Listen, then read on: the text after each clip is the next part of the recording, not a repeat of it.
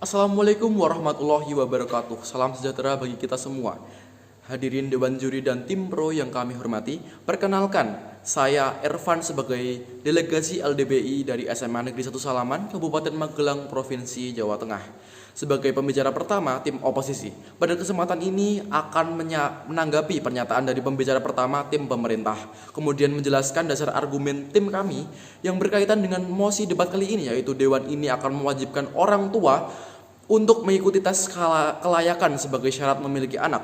Seperti yang kita ketahui, roda di dunia ini terus berputar. Dalam artian ini, tidak selamanya kita ada di dunia ini. Jadi kita memerlukan orang untuk menggantikan peran kita, yaitu keturunan kita. Karena keturunan adalah salah satu bentuk eksistensi saat kita masih berada di dunia.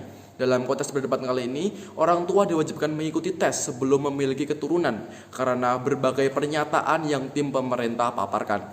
Namun kami tidak menyetujui dengan pernyataan yang disampaikan oleh tim pemerintah. Dewan Juri yang terhormat, pihak pemerintah menyebutkan bahwa mekanisme uji kelayakan ini akan melibatkan tim ahli yang berasal dari pemerintah maupun praktisi, anak, dan psikologi yang pastinya membutuhkan biaya yang tidak sedikit.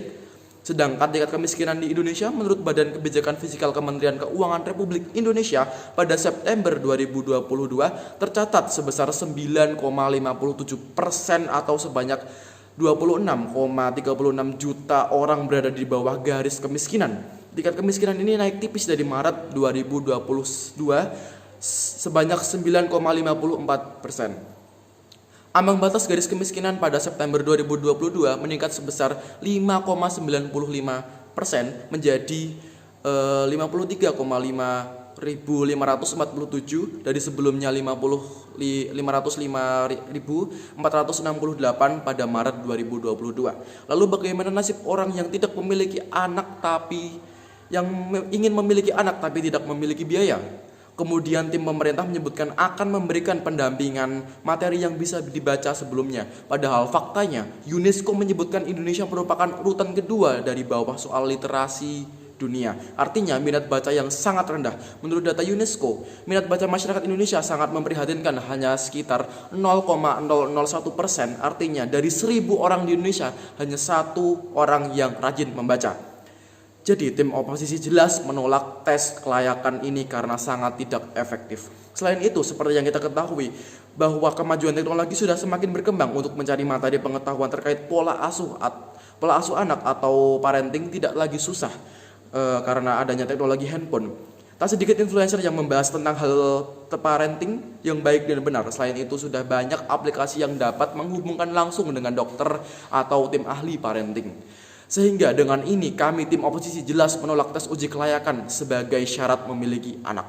Oleh karena itu, saya tim mosi ini dengan 3 dasar argumentasi oposisi sangat menolak, yaitu 1. Metode mendidik anak setiap orang berbeda-beda. Misalnya, ada orang yang memilih anaknya untuk mandiri, terkadang mereka agak keras supaya anak-anaknya mau belajar mana yang benar dan mana yang salah.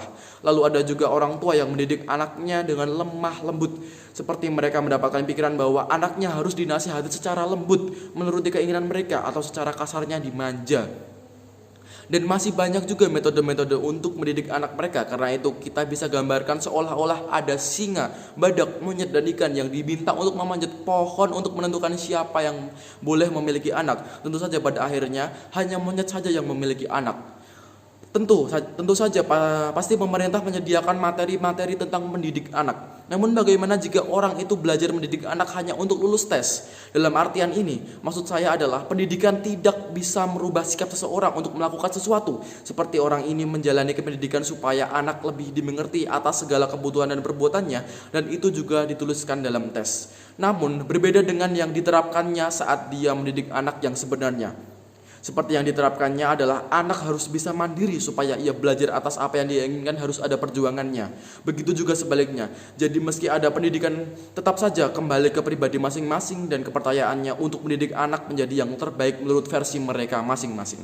Kemudian yang kedua, orang tua harus bertanggung jawab atas perbuatannya. Kebanyakan orang menikah seharusnya mereka biasanya juga siap untuk faktor seperti keturunan. Yang menjadikannya tidak siap biasanya mereka yang mendapatkan keturunan terlebih dahulu sebelum menikah, sehingga mereka tidak siap untuk mendapatkan anak karena mau tidak mau mereka juga harus mengurus anak itu tentunya.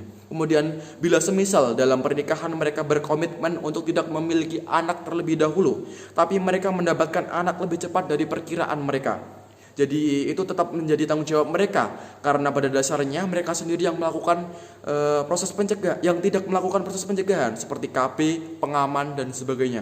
Jadi artinya orang tua yang sudah melakukan mau tidak mau harus bertanggung jawab atas apa yang dihasilkan nantinya, yaitu keturunan atau anak tersebut. Yang ketiga, metodenya tidak efektif. Nah, dalam hal ini sebelum memiliki keturunan, orang tua wajib menjalankan tes terlebih dahulu. Namun seperti yang kita ketahui, orang yang sudah menikah bila sewaktu-waktu mendapatkan keturunan, seperti misalnya ada orang yang sudah menikah, mereka tiba-tiba mendapatkan keturunan dalam tanda kutip hamil, tapi mereka belum menjalankan tes. Akhirnya mereka menjalankan tes dan tidak lulus. Lalu bagaimana dengan anak yang sudah dikandung ini? Apakah mereka akan menjalankan tes ini hingga lulus? Tentu saja akan menguras waktu dan tenaga dan juga uang. Seperti kita ketahui, tentu saja menjalankan tes perlu adanya biaya juga, kecuali pemerintah mau mengsubsidikan dana untuk menjalankan tes secara gratis. Namun bagaimana jika tidak? Warga negara yang tidak mampu tentu saja akan kesusahan dan mereka tidak akan mau menjalankan tes tersebut. Selain itu juga, bagaimana pemerintah dan warga setempat memastikan seseorang sudah menjalani tes atau belum? Apakah akan ditanya satu-satu? Jadi itulah mengapa metode itu tidak efektif. Kemudian, Dewan Juri yang terhormat, kami tim oposisi jelas menolak tes uji kelayakan ini sebagai syarat memiliki anak karena tidak efektif dan efisien. Sekian dan terima kasih. Wassalamualaikum warahmatullahi wabarakatuh.